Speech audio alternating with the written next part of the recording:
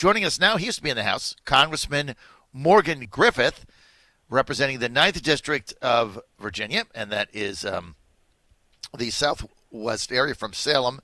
And he is with us now at the House of Representatives in Washington, former leader in the House of Delegates here in Rich Vegas. Congressman, great to have you, sir.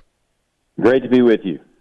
By the way, I'll be with you on the 20th as well. So, I don't know whether we'll be able to see each other through coming? such a large crowd, but I'm coming to the rally.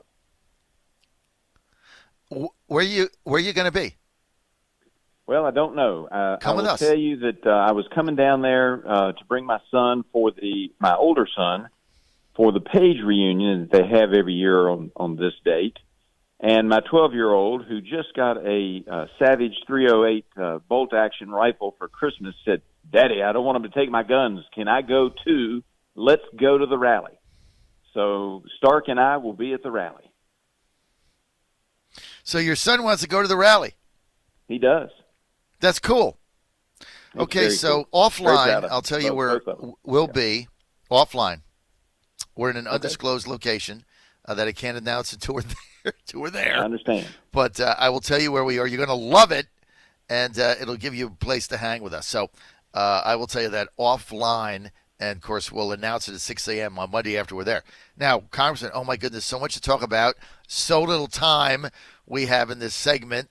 I just had Tim Kaine on explaining War Powers Act as it relates to Iran, and I wanted to make it very clear with him, and he acknowledged that the passage of his version of the War Powers Act, which seems to me to be pretty much in line with what the Founding Fathers wanted, would have done nothing to prevent President Trump, or any other president for that matter, from taking out General Soleimani in the way that he did, and then it becomes a policy debate. Like whether you think it was a good idea or not, that's a legitimate policy debate. You guys can argue it. And then if Bernie Sanders is the nominee and he thinks it's a bad idea, some people can vote for him. That's what the policy debate is about. But I was very clear and specific in getting the senator to say that his bill would not have in any way restricted President Trump or any president from the Soleimani hit. So having said that, why is it so bad? It's not. I'm actually in favor of it. I have read it. Tim Kaine's office shared it with me about a week ago, and the revised language, the first draft had some things in it I couldn't support, but the revised draft is a restatement of what the Founding Fathers would have wanted. Congress has this authority. I don't have a problem with it, and I intend to vote for it if it gets to the House, and I expect it will. Well, I mean, either you're for the congratulate you Constitution for that, or you're not, and this is for the Constitution. Thank you. Thank you. And it has nothing to do with Trump. I mean, all these people texting me and tweeting about, oh, this is so bad because they're only doing it because Trump is president. No, this is it doesn't matter who's president. This should have been done under George W. in my mind because he took us into wars that nobody debated. So, look, I think it's the right thing to do, and I commend you for doing it. And I commend your consistency of thought and integrity of logic. Like you said, you're either for the Constitution and the Founding Fathers or you're not. You can't just pick and choose one way or the other. So thank you for that. I hope it passes. Now, he's also trying to get a new AUMF done, which I know you've been clamoring for some time. Where do we stand on that? Well, I think that's going to be a little bit tougher because while most members of the House would say, and I would be one of them, that you need a new AUMF, what that AUMF looks like, you probably have about 100 different ideas of what that new AUMF should look like. I do think we need one. Right. The 2001, and I don't have these numbers exactly, I don't have them at my fingertips, but roughly 17% of the House was here. Less than 20% was here in 2001 when they passed that AUMF. 2002, the number's a little higher. Mm-hmm. The bottom line is the vast majority of us, myself included, were not here. Congress has the authority to declare war and direct the authorization of the use of military force. We're the ones that ought to be doing this and taking a look at it. I would vote for giving authority to the president, but we can't continue to have endless wars that Congress can't come back and take another look at. That is a wrong approach from a constitutional perspective. I think there's some bad actors. I know the Middle East is not ready for us just to leave. That would be crazy. But Congress needs to be exercising its authority and taking a look at it and saying, wait a minute. We don't need to be getting involved in new conflicts that we cannot resolve. We cannot solve all the world's problems. We need to try to make sure the area is stable. We need to defend our ally Israel. But Congress needs to set the parameters of a new AUMF. That the ones from '01 and '02 are so old, and so many members of Congress have never had an opportunity to debate the issues, discuss it, and come up with a solution. I think you're spot on. Congressman Morgan Griffith with us, because many, like you said, 80% of the members now weren't there. They didn't vote on it. And that's number one. And the second thing is, as you say, look, I just want the whole thing to be debated in the well. I just want an open debate. And then I think you guys can probably figure it out how to go forward from there. And again, this has nothing to do with Trump. And so everybody says, oh, this is only to curtail the president's authority. No, it isn't. We just need a new one. And we've been calling for this when Obama was president, and it didn't have anything to do with Obama. It's just the right thing to do going forward. So I agree with you on that. All right, I'm going to get flip-flop here out of Washington for a second, then we'll get back to the impeachment fiasco. Live at the General Assembly, you served here, sir. You were in leadership, Morgan.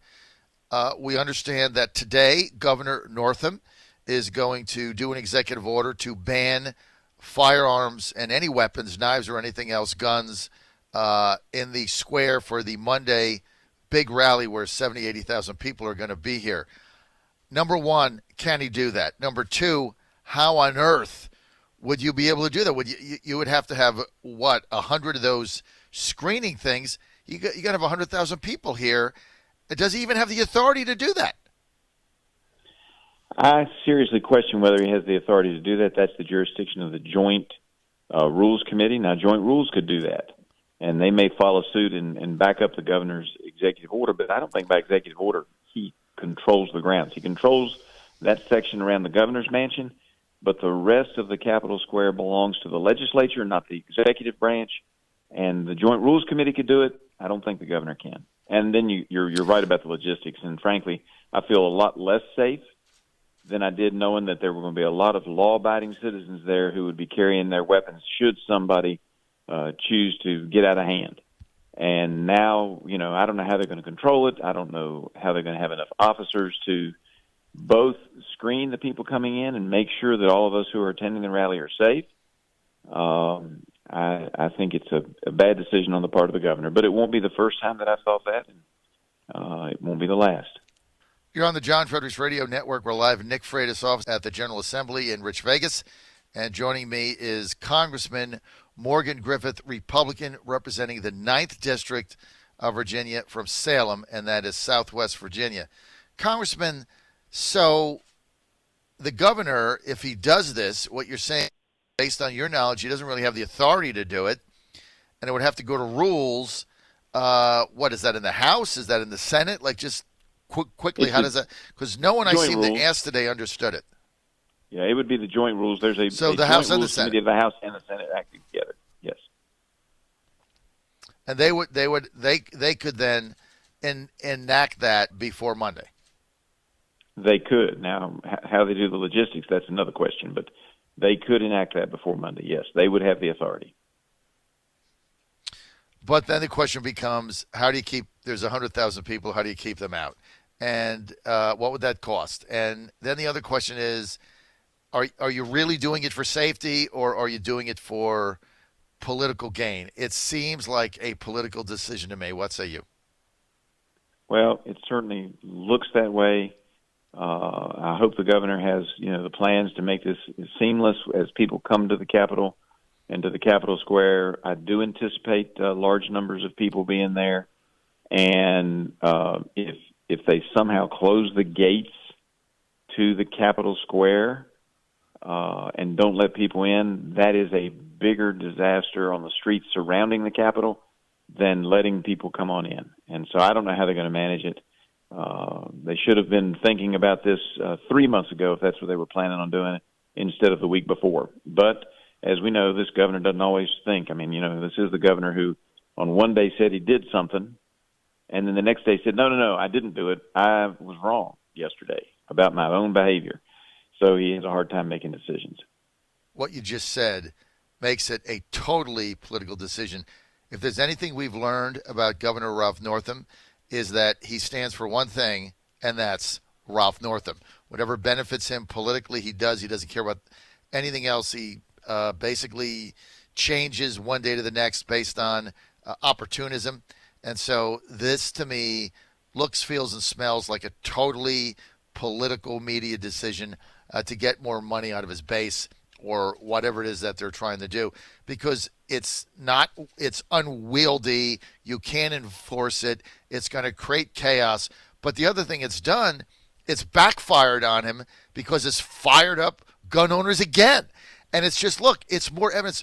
We just had a kind of a moderate Democrat on, Skylar Van Valkenburg from Richmond, high school teacher.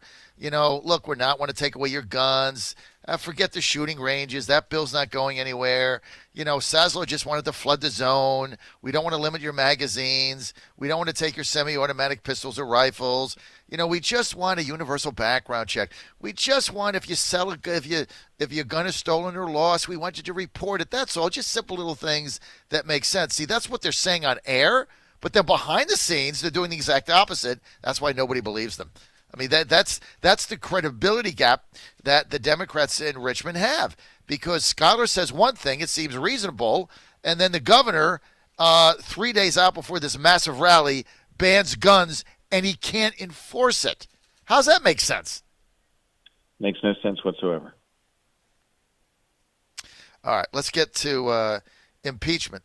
So we understand Speaker Pelosi is sending the articles of impeachment over to the Senate, Congressman.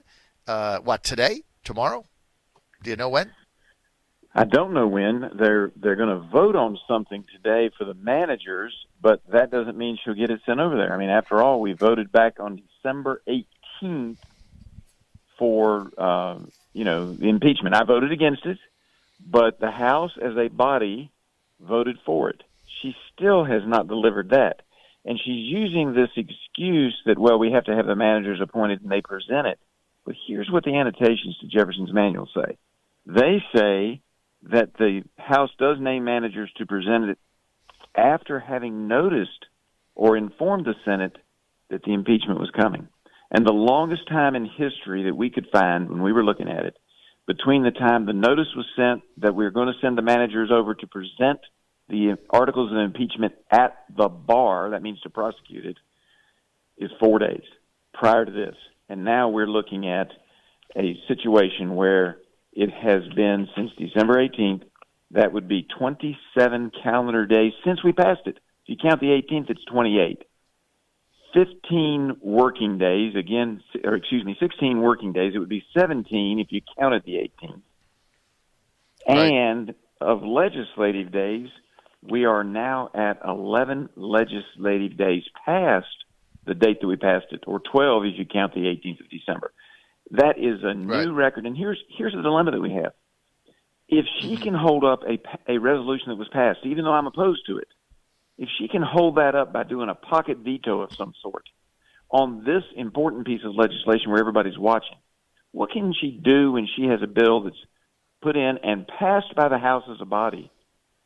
Can she, as the Speaker, decide not to ever send it to the Senate? That seems to be what she's saying. It's wrong. It, too, is in violation of the tenets of the Constitution and clearly is an abuse of power by the Speaker. Where are the articles of impeachment? For her, there are none. I did get a resolution introduced that says she's not physically capable of doing her job, because normally it takes 1 or 2 days at most. 4 is the historical record to get a document prepared to take it down to the Senate. She's now, closing in on a full month. Clearly, she's not capable of doing her job. You don't know when she's going to send these over. Obviously, this is all politics because we had a montage we were working on the other day with all of Nancy Pelosi and her people saying what an urgent matter this is, the most urgent matter ever. This is a matter of such urgency. The president has to be stopped. It's so urgent. It's got to get done in 2 months. It's so urgent. And then she sits on it for a month, again, for political reasons. before she sends it over. There's some speculation that says, okay, so she sends it over this week. McConnell says, look, I'm going to start the trial on Tuesday.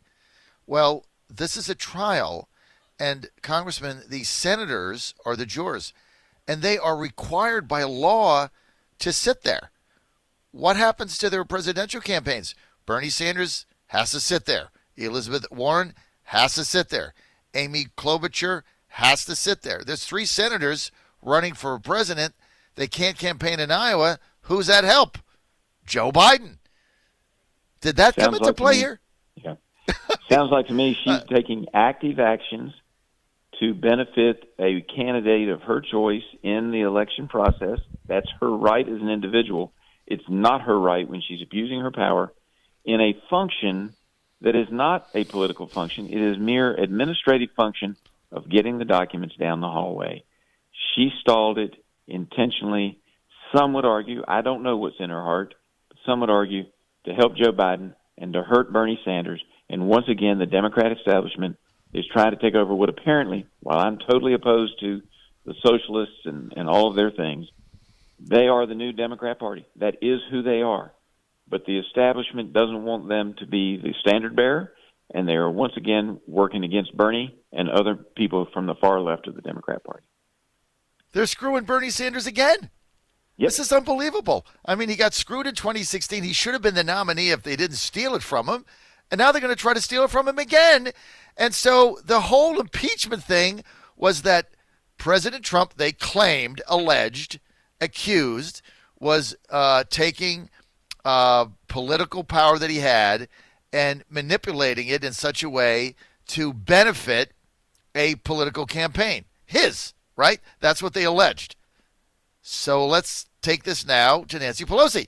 So she now has the power and appears that she's making moves based on her power, political moves in order to benefit a political campaign based on the power that she has as Speaker of the House, which would be taking Bernie Sanders, Amy Klobuchar, and Beth Warren off the campaign trail in the lead up to Iowa. They can only go there on the weekends because they have to sit there for 8 hours, and they can't do it by Skype.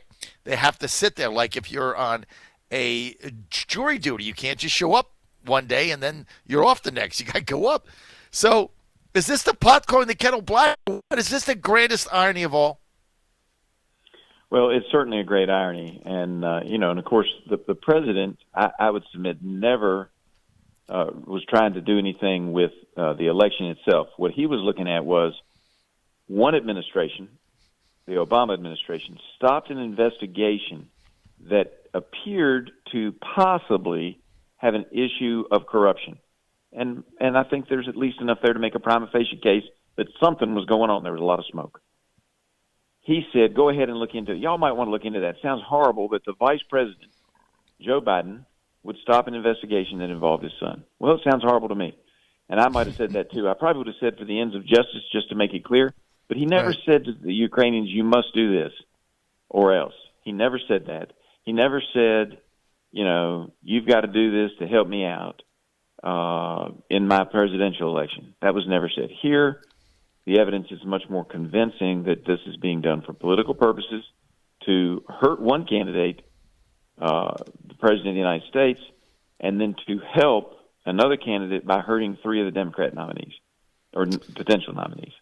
It is one of the most unbelievable turn of events, but I think you're absolutely right. I'm convinced now that Nancy Pelosi has done this in order to benefit Joe Biden on the campaign trail. And once again, for the so-called adults in the Democratic Party, as they see it, she's acting basically as the ultimate super delegate of all time. And, the other thing I keep saying, and we're going to be in Iowa for 5 days on the on our campaign bus following around the Bernie campaign, if he's there, or somebody's campaign. I guess it'll be Mayor Pete now, but we'll be following somebody. But the irony of this is that there's no super delegates until you get to the second ballot. And then the super delegates come back into play. So if I'm a delegate from Nevada and I'm in Milwaukee, on the first ballot, my vote counts as 1. On the second ballot, my vote counts as 2/3. So my vote power goes down on the second ballot, and it's turned over to the super delegates who are the elected officials and party bosses who are going to screw Bernie again. I mean, Congressman, you can't make this stuff up. No, you can't. But welcome to the world of the Democrat politics. And just like with the guns in Virginia, you know, they say one thing, but their actions speak loudly that they're going to do something else. All right, Bernie Sanders is going to be the nominee. I'm predicting it. I have been since the beginning of this campaign, and after last night's debate, I'm more convinced of it. The only thing that Elizabeth Warren had is allegedly, he said in a cloakroom meeting to her off the cuff, well, a woman can't get elected president. That's what she based her whole debate on. That's it. I mean, that's her debate. And then Bernie denied it. He's like, I don't know what the hell you're talking about. I never said that. I mean, you have got to be kidding me. What a clown show. Congressman, I got to go. You're the best. Thanks for being with us.